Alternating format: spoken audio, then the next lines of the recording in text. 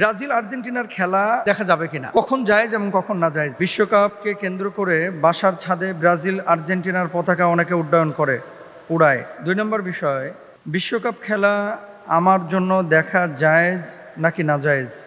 আমি তো আর খেলছি না, দেখছি যে হুজুর আপনি কোন দল করেন, আপনি কি আর্জেন্টিনা নাকি ব্রাজিল। তো 3টি প্রশ্ন, এই 3টি প্রশ্নের আলোকপাত আমি করার চেষ্টা করব, অবশ্যই শরিয়ার আলোকে। 1 নম্বর হচ্ছে যে বাসার ছাদে ব্রাজিল আর্জেন্টিনার পতাকা কেউ যদি উড্ডয়ন করে, দেখেন কোনো ভূমির কোনো দেশের পতাকার কিন্তু কোনো দোষ নেই। একটা দেশের আইডেন্টিটি, একটা শায়ার, একটা চিহ্ন পতাকা বহন করে। অ্যাজ মুসলিম, যতক্ষণ পর্যন্ত কোনো পতাকা অথবা কোনো একটা কাজ, আপনার কাজ গুনাহের সাথে সম্পৃক্ত না হবে, ততক্ষণ পর্যন্ত শরিয়া সেখানে হারাম বলে না বা শরিয়া সেটাকে নিষিদ্ধ করে না।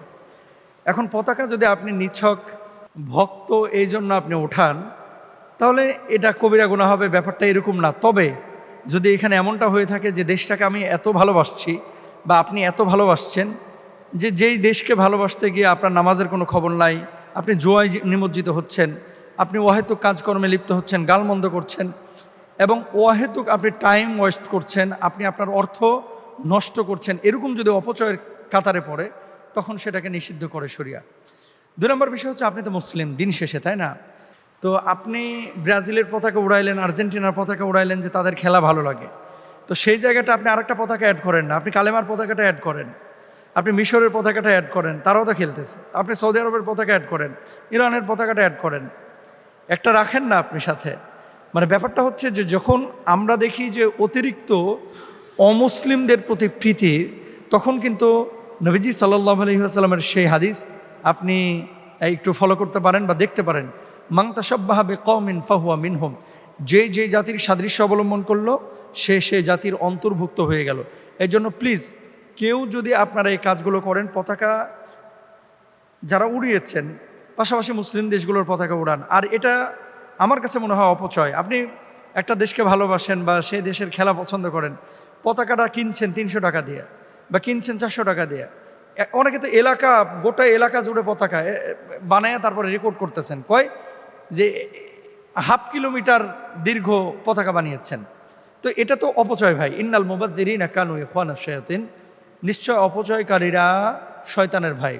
এই জন্য কোনো পতাকা যেন এমনটা না হয় যেটা অপচয়ের কাতারে পড়ে যায় এবং আপনার আর্থিকভাবে এই টাকাটা আপনি যদি গরিব মিসকিনকে দিতেন, আপনি যদি চ্যারিটির কোনো কাজে দিতেন, আপনি যদি দিনের কোনো কাজে খরচ করতেন, এটা কিন্তু কাজে লাগতো। এবার আসেন 2 নম্বর পয়েন্ট, ব্রাজিল আর্জেন্টিনার খেলা আসলে দেখা যাবে কিনা, কখন জায়েজ এবং কখন না জায়েজ।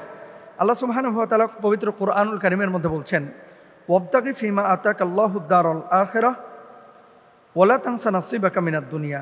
আল্লাহ তোমাকে যা দিয়েছেন তার দ্বারা আখিরাতের আবাস অনুসন্ধান করো এবং দুনিয়ার অংশ ভুলে যেও না। হাদিসে আছে, কান আল হাবাশু ইয়ালআবুনা ফিল মসজিদ, হাবশিরা মসজিদে বর্ষা খেলা প্রদর্শন করছিল, রাসূল সাল্লাল্লাহু আলাইহি ওয়াসাল্লাম তা দেখতে গিয়েছেন এবং দেখেছেন। নিছক যদি খেলা দেখার জন্য আপনি দেখছেন, এমনটা যদি হয়ে থাকে এবং সেখানে সতরের কোনো গুনাহ সংগঠিত না হয়, অনেক সময় দেখবেন চিয়ার্স গার্লরা যারা নাচানাচি করে, ডিরেক্ট মদ খাচ্ছে, এগুলো তো আসলে দৃশ্য ইসলাম দেখার অনুমোদন করে না।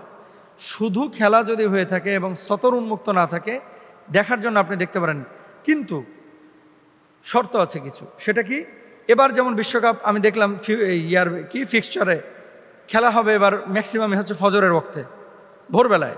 এখন আপনি খেলা দেখতে গিয়ে ফজরের নামাজে একদিনে পড়লেন না, সারা বছর আপনি ফজরের নামাজ পড়েন নাই, কিন্তু বিশ্বকাপ খেলা এসেছে, আপনি একেবারে 3টার দিকে বিরাজ করে মুড়ি নিয়ে বসে গেছেন। তার মানে কি, নামাজের চাইতে আপনি বিশ্বকাপকে প্রায়োরিটি দিয়েছেন। এমনটা যেন না হয়। আপনি তখনই খেলা দেখতে পারবেন যদি নামাজ নষ্ট না হয়, ফরজ এবং ওয়াজিব দায়িত্বে অবহেলা না হয়, জুয়া বা বাজি না থাকে, অশ্লীলতা, হারাম দৃশ্য, উলঙ্গপনা এগুলো যদি না থাকে, যদি অতিরিক্ত সময় অপচয় না হয়, মারামারি, গালিগালাজ এবং বিভেদ সৃষ্টি না হয়।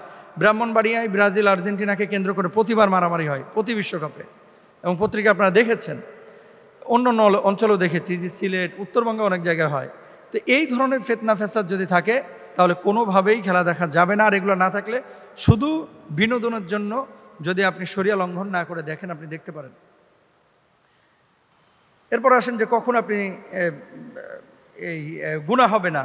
যখন এই কাজগুলো আপনি মেনটেন করবেন তখন গুনাহ হবে না। আর যদি নামাজ ছেড়ে সারাক্ষণ নিয়ে বসে রয়েছেন তাও অবশ্যই তো আপনার গুনাহ হবে। আর লাস্টে উনি লিখেছেন যে হুজুর আপনি কোন দল করেন, আপনি ব্রাজিল নাকি আর্জেন্টিনা? তো এখন আপনারা কিন্তু বলবেন যে হুজুর আপনারা আর খেলাধুলার বুঝেন কি? খেলাধুলা কিন্তু মোটেও কম পারি না, এবং নিজেও খেলেছি, ক্রিকেট খেলেছি, ফুটবল খেলেছি। ছোটোবেলায় যখন বুঝতাম না তখন একটা অমুসলিম দেশকে সমর্থন করতাম। কোনটা করেছি সেটা ভিতরে থাকুক। এখন আমাদের ধ্যান, জ্ঞান, মন, মস্তিষ্ক সব কিছু হচ্ছে দিন কেন্দ্রিক। এজন্য আমি ইসলামের দল করি, মুসলমানদের দল করি। খেলার ক্ষেত্রে মুসলিম দেশগুলো যদিও দুর্বল, তারপরেও এই মুসলিম দেশগুলোকে সমন্বিতভাবে আমি সমর্থন করি। পাক্ষিকভাবে আমি কোনো দলকে ওইভাবে সমর্থন করি না যেভাবে আপনারা করেন। এবং ওই যে ওই হাদিসের ভয় যে আমি রোনাল্ডোকে ভালোবাসি, মেসিকে ভালোবাসি।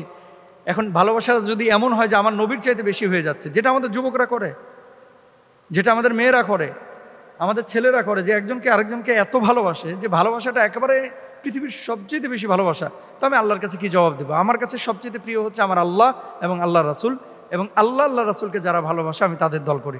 আল্লাহ বুঝদান করুক, আমিন।